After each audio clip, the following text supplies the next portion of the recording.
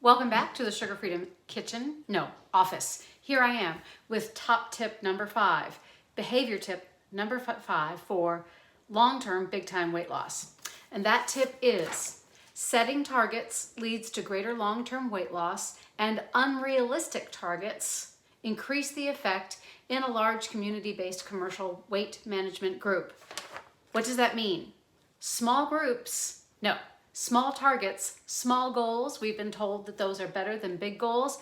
And the truth is, when it comes to your weight loss goals, big goals, even unrealistic goals are better. The evidence was a very large group of dieters in the United Kingdom followed over a number, more than a year. So what happened was they followed these dieters and they found that the ones who made bigger goals, in other words, they wanted to lose more than 10% of their body weight, that these dieters actually stuck with the program longer, kept going, and ended up losing more weight. Now, a couple of caveats to that. It could be perhaps they had more to lose, and in some cases they did. But what was really interesting is that this also worked not just in the entire group, but it also worked across age groups. So whether the dieters were young, whether they were under 40, under 30, or whether they were over 50, that this actually worked better. Way back when I originally lost my weight, back in 2008, I actually used this technique, this understanding that setting small goals isn't exciting enough and it isn't motivating enough to be worth giving up the sugar and the overeating for. So in other words, one of the things that I noticed when I was 70 pounds more than I am now is that one of the most important parts of the day that I looked forward to was eating. All of the work of the day, all of the things that I needed to do, a lot of times I was just, heading toward that time when I could eat what I wanted. And actually at that time I was still drinking. And so it was that idea that that was the most important part of the day. That was the most rewarding part of the day. And it wasn't until I entered a transformation contest and there was a bigger goal. There was a $2,000 prize. And so it was that larger goal, and it was even almost an unrealistic goal that made me say, I will trade these immediate pleasures for something down the line that is bigger and that is more important. So I think that top tip number 5, that setting these goals and going ahead and setting a big goal, going for what you really want, is actually more effective than setting little goals. Although it is fine and it is important to set interim goals as you go along. And close this. Now, the other goal that I was working on was getting my waist back down below 26 inches. Why is that important? In terms of metabolic syndrome, long-term health, if we can keep the waistline to within 2 inches of what it was when we first matured, very often we avoid these metabolic diseases of old age.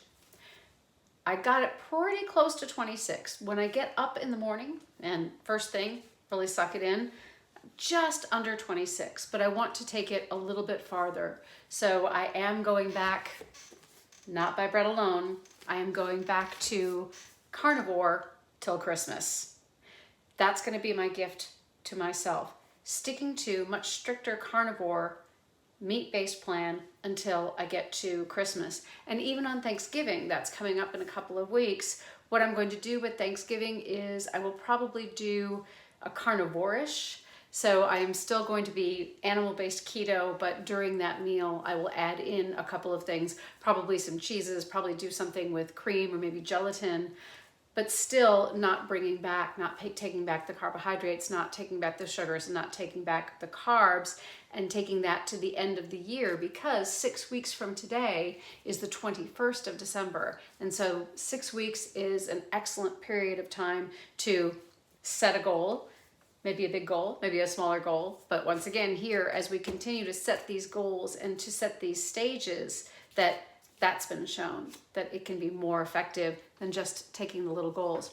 So the big goal is going to be, and it is a big goal, and I suppose it could be an unrealistic goal, would be ultimately to get my waist back down to 24 inches. And I know I'm 56, and that's pretty rare that you're seeing a waistline get that small, but that's really what I'm going to go after. Why? One of the reasons why is I am doing a lot more dancing now. I'm doing shuffle dance and I'm doing house dance, and it just is so much easier, especially if you're familiar with house dance. A lot of time you're going to the floor and then you have to get back up. Really, really helpful to be a little bit leaner, stronger, and lighter, easier on my knees, easier on my feet, and easier to do floor work. So not by bread alone. This is the convincing book that showed me, these two guys, an entire year of nothing but meat. And I think maybe they had a little bit of coffee. And then the other book that's so helpful is Strong Medicine by Dr. Blake Donaldson that came out in 1961. Same thing that he recommended to his patients: 3 meals a day, 8 ounces of meat at each meal, and then just like half a cup of coffee. And what was amazing is he had postmenopausal women, he had men, he had people dealing with heart disease, people dealing with obesity, people dealing with diabetes, and he was putting them all in the same plan. 3 meals a day, 8 ounces of meat at each meal, and then a little bit of coffee, and then water. And then the idea was, once again, really going hard for that goal, almost in an unrealistic way, is that we're going to put you on this carnivore plan until you get to your goal weight. And then once you get to your goal weight, then we start to add back some foods. And it would be, for Dr. Donaldson, it would be, some fruit, maybe some vegetables. But it was so fascinating, and I will put in a link to the PDF for his book. His book is also available on Amazon, but it's like $35. The PDF is still out there.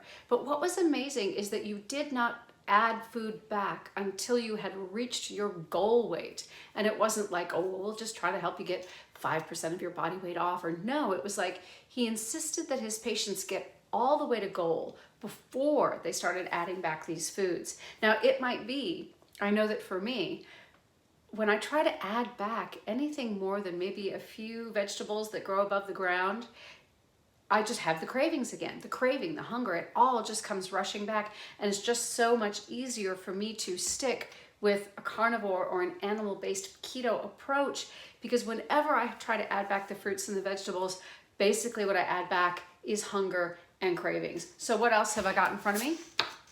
I've got the Carnivore Code, I've got the Ethical Meat Handbook, and of course, the Carnivore Diet.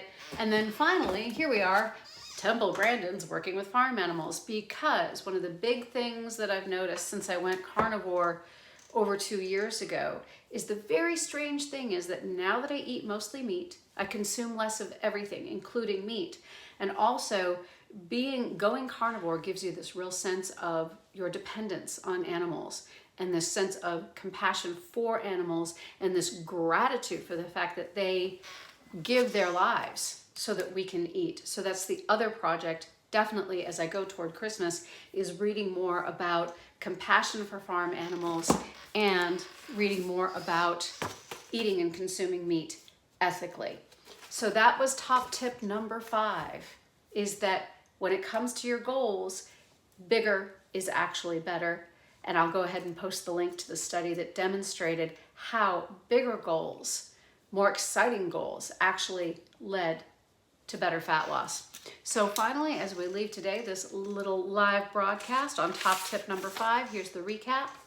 Tip number 1, decide what you're going to eat and write it down before you have the first bite of the day. Number 2, expect temptation, have a plan for dealing with it. Number 3, manage your calories in the kitchen, ability in the gym. Number 4, know and remember your motivating events. And finally, number 5, when it comes to goals, bigger is often better. Once again, Carnivore Till Christmas, and I will be checking in on this Carnivore Till Christmas challenge weekly. I wish you the best, and remember, eat for yourself. Thanks, everybody. Be well and make it a wonderful day.